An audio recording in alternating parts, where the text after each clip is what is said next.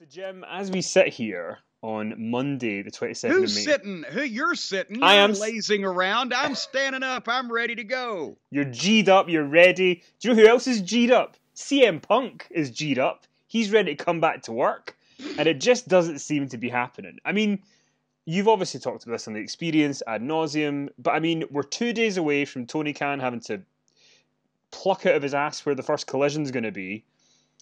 What's your prediction? Is Punk coming back, and what do you make of this whole mess? Well, for all the people who are trying to say that, oh, here's Punk is throwing a tantrum again, examine this in your life. In anybody out there, I'm the royal you, not you, Kenny. I know you'll put up with anything. But the royal you, all the people out there, the people. If somebody makes a deal with you and then goes back on it, what's your reaction? Oh, well, I'll just let them kick me in the balls and go ahead and do what they want me to do anyway. Or say, hey, wait a minute. I thought we had a deal. Let's pump the brakes. And that's the problem, is that apparently deals keep getting made, and I'm not pulling this out of my ass. It's now been reported that Ace Steel has been back employed with the company for months, just getting a check apparently in the mail like a lot of other people there to not do anything, just like CM Punk is, because every time that Tony Khan tries to put this back together and make a deal and bring Punk back, somehow between the time he makes it and the time it's supposed to be executed, it seems like somebody else gets their fingers in it, doesn't it? Because something always happens that's contrary to the arrangement. If they weren't going to bring Ace Steel back, then why would they have given him a job back and started paying him? If they weren't going to bring CM Punk back to be the star of Collision on Saturday nights on their network, then why did they book the United Center in Chicago and for a tentatively titled show called The Second Coming? And all of a sudden, the day before that it's all going to be announced, it ain't announced because we find out that the deal has been breached on their side, that Ace Steel will not be a part of Collision. The top star wants his producer, just like Shawn Michaels wanted Pat Patterson or Blackjack Lanza, or Steve Austin wanted Pat Patterson or Blackjack Lanza.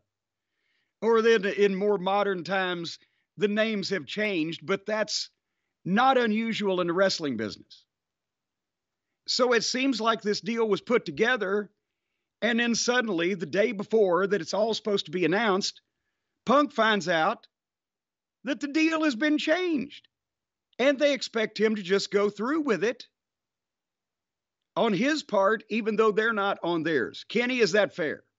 Yeah, I think that's fair. I mean, because my other question was going to be, to play devil's advocate for a brief moment, say you were to say that CM Punk, he was in the wrong in September. Say that was your mindset in the company.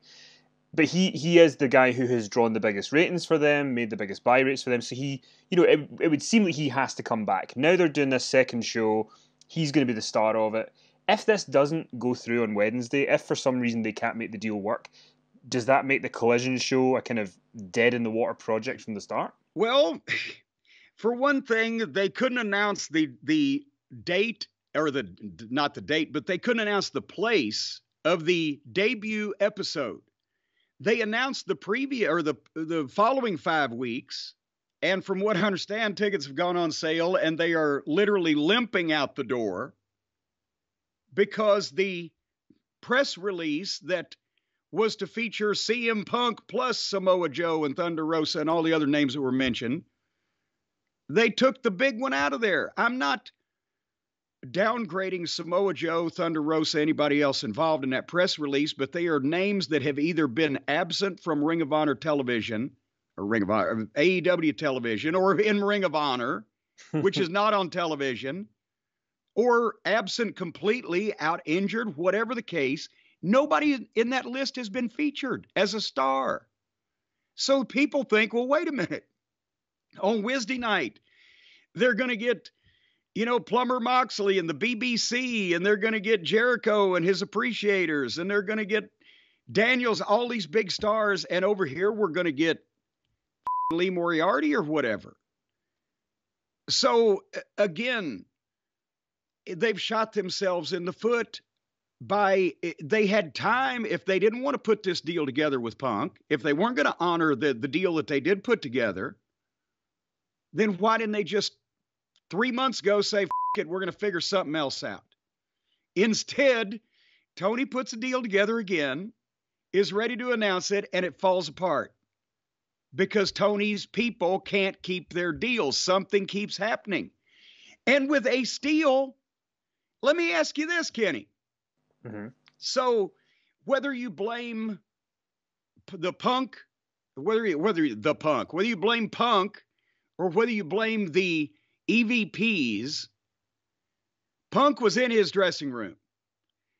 He had already said, if you got a problem with me, come find me. That's not an invitation for a summit meeting while the guy's injured, got gig marks on his head, and just had a 30-minute match that's 2 o'clock in the morning after a press scrum. And that's, if you got a problem with me, come find me, means you want to fight. So then the people that he was directing those comments to burst through his locker room door in animated fashion. Okay, that seems like they've accepted a fight. Whichever one of those sides that you want to blame, Ace Steel was a third side. He hears commotion in a room where his best friend and his wife, Ace Steel's wife, who was in a cast from a broken foot, are occupying, and he hears a fight, and he runs in and he sees 3 or 4 people on top of his friend, and his wife's cowering in a corner. What are you gonna do? Right?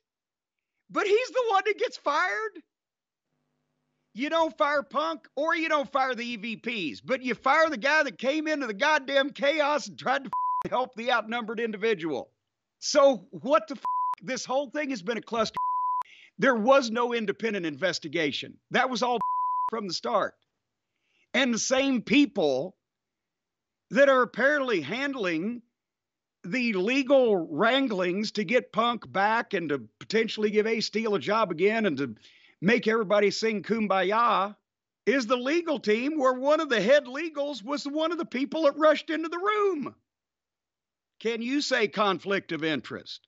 And how, one more question and then respond, and how is it that even though you never hear from Punk in the press until one of these things happens and he Instagrams or Twitters or whatever he needs to do to make his side known, how is all this continuing to fall apart? Is it because Tony is letting people try to handle making this deal that don't want to make the deal and constantly screw it up after it's made? Now respond. There's a lot to respond to there. I don't know if I can respond to all of it. I mean, it is a mess. The situation's a mess. It has been from day one. But I mean, say they do come to an agreement this week, and say on Wednesday night they announce it's Chicago, June 17th, and Punk comes back. Do you think that this can work and that they can all coexist for 2 years, or do you think that? Oh, good Lord! Do you think it's doomed to? Do you think that is the trust fractured too much for this whole thing to have a happy ending? Oh, for sake! It's a goddamn locker room. It's professional sports, and guys fight. And the only reason that this is making such news, this happened all the time and much worse in the territory days and in incidents, but you didn't hear about it because there wasn't Twitter and guys didn't talk about what was going on in the locker room. Otherwise, this is a locker room fight. The only thing different about this one and any other fight in the history of wrestling is in the locker room is usually it was 1 against 1 and everybody else was trying to pull them apart or watch. In this case, it was 1 against 3 or however many with another guy coming in to make the save, and one side was actually the office. That's never happened before. Otherwise, and here's the, not even in wrestling, because people say, well, that was in the old days with all those carnies. Okay. Kenny, baseball's a big sport here in America, and so is basketball. But over there, they like the football, right? We do, yeah. Okay. In all of those sports, how many times do you see on the news or on the social media, or if you're watching a game, the pitcher tags the batter with the ball and he runs to the mound, or the goddamn guy catches an elbow going for a rebound, or the guy trips the other guy while he's trying to score the goal and he lands on his head? Every game. And starts happening. Yeah. Okay. Let me ask you a series of questions about that. When the guy's getting those fights, does the team immediately go, okay, we're going to ask every other team in this sport if they mind if this guy comes back on the field or on the court? No. Secondly, even if it's same teammates, you see teammates getting in fights and arguments, right? Yeah. Does the team immediately say, well, if one of you got to go, so flip a coin because we're firing one of you? Never. Okay, then what the And with Ace Steel, if they're worried about, they were supposed to be sending him to the Saturday night show with Punk, where I'm sure he'd rather be anyway, right? Well, if any of the other wrestlers that aren't affiliated with the three guys, the EVPs that he clocked and beat up, does he have a history of crowning people with chairs? No, it happened then. If you're not one of those three guys and you don't with this guy, it seems like he's been in the wrestling business for 25 years without doing it to anybody else. So what is he, like a goddamn convicted, arsonist that's going to go around setting fire to everything because that's his thing and he can't stop? No, he's not going to with you if you don't with him or his friends. It's happened once in 25 years. So how is he a goddamn psychopathic danger to the community? I do often wonder how fans today on Twitter would react to Shawn Michaels in 1997. Hey, I was in Vince's office in Hartford, Connecticut, back in the Hartford Civic Center, when Shawn Michaels came in with a handful of his own hair that looked like a small possum and said this is an unsafe working environment and threw it down. He had just had the scuffle with Bret Hart. They'd pulled him apart in the bathroom. Bret had pulled a chunk of his hair out and roughed him up a bit. And that was before the match in Montreal, where even if the finish didn't go as scheduled, they had the match and nobody pulled anybody's eyeball out. Jesus Christ. This is childishness. I was just telling a story on a podcast the other day. Do you know how the missing link left World Class in Dallas for the last time? I don't. Okay, well, Gary Hart told me the story personally. I've heard it from other places, but it's better coming from Gary. One night, because Link was an odd individual, he went up to Kerry Von Erich's, by the way, Fritz's son, the boss, Kerry Von Erich's girlfriend, or if it was his wife at the time, I don't know. It would be his wife later. And asked her if the carpet matched the drapes.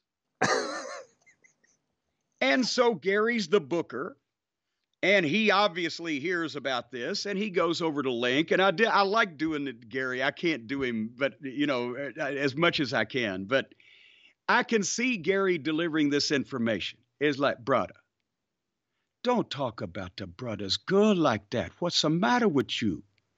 You know, if Fritz tell me to fire you, I'm going to fire you like that. And that's going to be a shame for both of us. So chill out. I don't know what Link said back. Gary basically just told me the information he delivered. And the next day, they come in a sportatorium. Gary's sitting on the bench in the locker room, and Link comes up beside of him before he even sees him, and bam, nails him right in the temple with a right, and drops him to the floor, and goes to pick him up. But Gary for years, going to and from the ring or in any of his personal life, had a single-sided razor blade taped to the inside of his either jacket pocket or his wallet. He would flip it open, and there it was. He could have it in his hand in 2 seconds. And by the time Link started to pick Gary up off the floor, Gary took that razor blade and sliced him from appetite right across the stomach, which will change your emotions in a hurry. And Link looked at that, and he turned around and left, and that was the last time he worked there. But, you know, goddamn, these things happen. Bruiser, Brody, and Dick the Bruiser had a dressing room scuffle when poor Bruiser he still thought he was the Brock Lesnar of 1955, but this was 1980, and it was Bruiser Brody, and Brody bashed Bruiser's head off the locker room or off the lockers a time or two in the dressing room over his payoff. You know what happened the next night?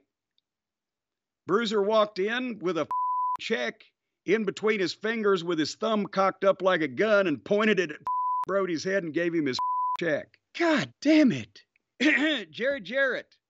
When Angelo Poffo called him and said, I'm going out of business. Can we put this match together with my son, Randy Savage, and Lawler that we've been promoting for 5 years? We've been running opposition to you. What did he do? He got Dundee, Bill Dundee, who Randy Savage had ambushed in a parking lot in Nashville and broke his jaw about a year and a half before that, because Dundee got tights with Macho Man on the back of them, given to him by a fan, and wore them. So Savage, although it was either a punch or when Dundee was going for his pistol out of the trunk when he saw that he was surrounded by Savage and Pez Whatley and whoever, some stories indicate that Savage grabbed the gun and pistol whipped him and broke his jaw. But anyway, he was out of work for about 4 to 6 weeks, didn't make money, cost Jarrett money because it was his company. But a year and a half later, Jarrett gets a chance to make that money back. Lawler versus Savage. He gets Dundee, the highest paying job Dundee had ever had, booking for Bill Watts in Louisiana. Bill Watts makes the goddamn most money he's ever made in 1 year as a promoter with Dundee booking. And that gets Dundee out of the territory so Savage can come in and work with Lawler, and they do record houses. And nowhere in there did Jerry Jarrett go to any of Bill Dundee's friends who were still working there, and some of them had known him for 10 years at that point, and say, hey, do you mind if I bring Randy Savage in and put him on the card? No. Vince McMahon didn't ask me in 1996, hey, you know Sid Vicious, I'm going to book him. I know you like Arn Anderson. Do you have a problem that Sid stabbed him multiple times with scissors and sent him to the hospital with blood loss? Ah, it's okay. It's all forgotten. Vince, a team of psychiatrists could spend a career working on Vince McMahon, and in the end, Vince would still be Vince, and the psychiatrist would be in a rubber room at the Puzzle Factory.